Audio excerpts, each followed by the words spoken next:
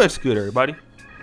It's your boy, O'Shea Duke Jackson, back at it again with another episode of the Celebrity Junk.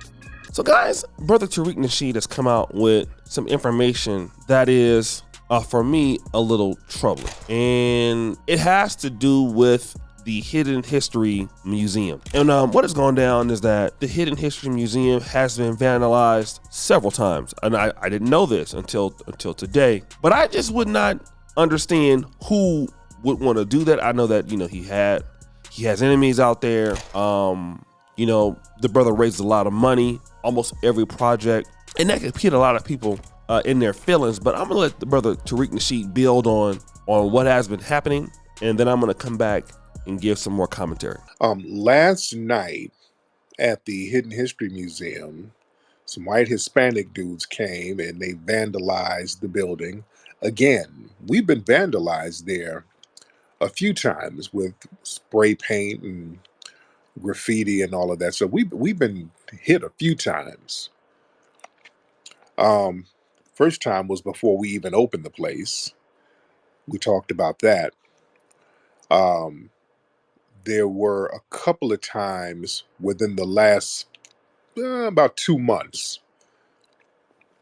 And last night they did a big graffiti vandalism on our security gate. And these folks are being sent to our spot to do this. The police, they're very aware of it. They know what the folks are doing. We file reports and they just simply don't do anything. You dig? It's the whole benign neglect thing. And this family, this goes back to why we say we got to get some kind of crime bill for us, because this is targeted harassment. This is targeted vandalism. It's not just random gangbangers, because um, the dudes, they pulled up in a damn Mercedes and did this shit. This wasn't like when my assistant sent me the pictures this morning. I'm like, okay, let me go look at the cameras. Let me go look at the cameras. I'm thinking it might have been just like some essays walking by or something like that. No, these people some white Hispanic dudes pulled up in a damn Mercedes, dude. If y'all look at the video, they pulled up in a damn brand new Mercedes, hopped out, tagged the place up, and then took pictures and drove off. And we got some of the license plate. Where my folks at who are good on that license plate reverse skip tracing? Y'all holler at me, because we've been trying to holler at some investigators, some private investigators, about finding these cats based on their license plates, because police ain't gonna do shit. They're not gonna do nothing. So we're trying to find out who these cats are, and we put their license plates, the license plate on my Twitter. But this wasn't just it wasn't no Mexican gangbangers. These folks were sent by somebody, and they made sure they took pictures to show whoever they did this for that the job was complete. So these people are being sent to do this stuff. Now, who do y'all think sent these folks? Who do you guys think are sending these people to come vandalize our spot and just make a big display of vandalizing it? You see? And my thing is, this is clearly us being targeted. They're not targeting anything else around that area. They drive right up to our spot to specifically target that, a Black History Museum. Now, the media is quiet about it. Law enforcement is quiet about it. If you put out a cigarette in front of an Asian museum, it's going to be hate crime, hate crime, hate crime. Joe Biden is going to show up. If you even think about shaking a can of spray paint in front of a damn synagogue somewhere, hate crime, hate crime, hate crime, off the rip. Somebody's going to get hit with a hate crime charge, and the media is going to make a real big display about it. You understand? These other groups, boy, any inch of paint touches their building, hate crime. No questions asked. Guys, you heard what is being said there. Let me just say that I'm very sad to hear that. I'm one of the people that, when Tariq Nasheed came out with the call, I also made a video in his support because he was getting a lot of hatred and stuff like that. I didn't donate so much money, but I donated to calls. And again, it's a successful thing because he raised $2 million to do this. And he said something at the end of the video that I feel is very important, that rant. He said if it was another group, they wouldn't treat it like this. If it was the Jews, it was the Asians, they would have found somebody because people are doing this and there's no arrest. So when he says that, it makes me feel like one thing, we are still not united.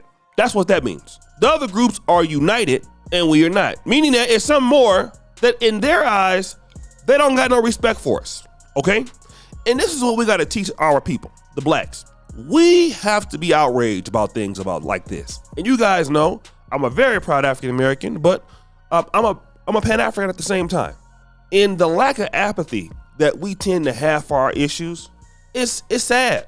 And we need to get out here and start really supporting each other, okay? I ain't talking about just support each other in business. I mean, we have to start loving each other and trying to see the best in our people.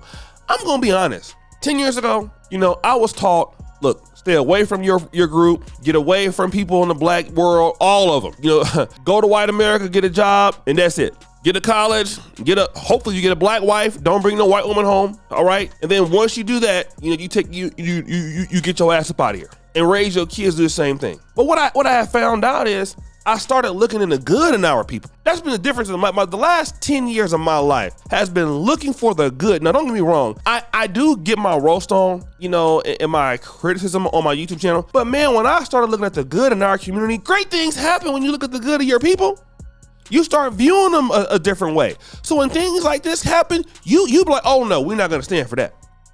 The police gotta do something about that, And it makes you want to work with your people to achieve things such that these other groups out here, they're like, oh, okay, yeah, we might not want to mess with them because they're going to do something serious. That's how we feel about other groups. He mentioned them. Jews, Palestinians, Hispanics, Asians, black people. We think we have second thoughts about challenging other communities because we know there are repercussions. We have second thoughts about it. But the reason why we apathetic toward these things is like, well, that's black anyway, so don't nobody care. That's the point, we don't care. And this is a call out to say, listen, these other groups get more than we do, and it's not because they are better.